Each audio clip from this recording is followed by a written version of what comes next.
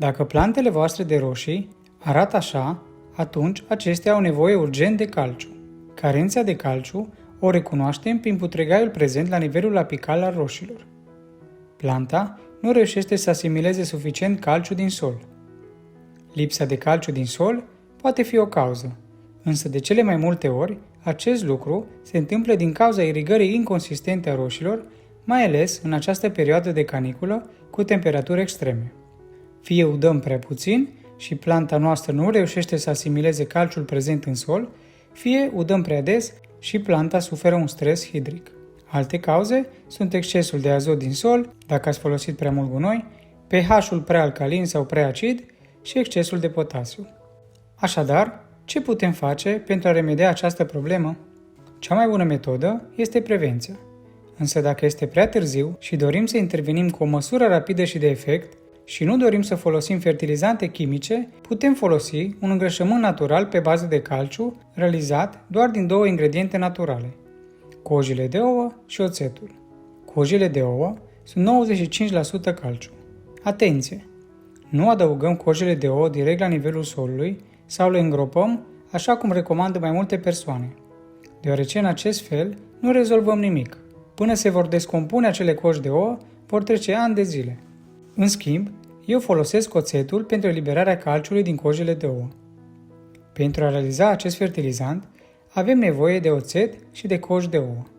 Eu strâng cojile de ouă într-o caserolă și le țin în frigider până când se adună mai multe. După care, le punem la cuptor pentru 30 de minute sau în tigaie pentru a le usca și a elimina membrana prezentă pe acestea. Mai apoi, le măcinăm cu ajutorul unui blender sau unei râșnițe până când cojile devin praf. Adăugăm 10 părți de oțet la o parte de coș de ouă. Puteți folosi orice tip de oțet, eu folosesc oțetul alb. Vom observa că va avea loc o reacție în care acidul acetic din oțet va reacționa cu carbonatul de calciu din cojile de ouă, eliberând dioxidul de carbon, iar soluția rezultată este acetatul de calciu. Acoperim borcanul cu un țesut ca să nu intre insecte, însă în același timp să respire. După care îl punem deoparte timp de aproximativ o săptămână, pentru a libera tot calciul disponibil. După ce a trecut o săptămână, vom filtra această soluție de calciu și o vom putea folosi în grădina noastră nu doar pentru roșii, ci pentru toate plantele noastre. Înainte însă trebuie să o diluăm. La 10 litri de apă vom adăuga aproximativ o lingură din această soluție. O putem aplica atât foliar cât și la rădăcina plantelor. Este bine să aplicăm această soluție ori seara, ori dimineața, pentru a evita razele puternice ale soarelui și a absorbi mai bine calciu.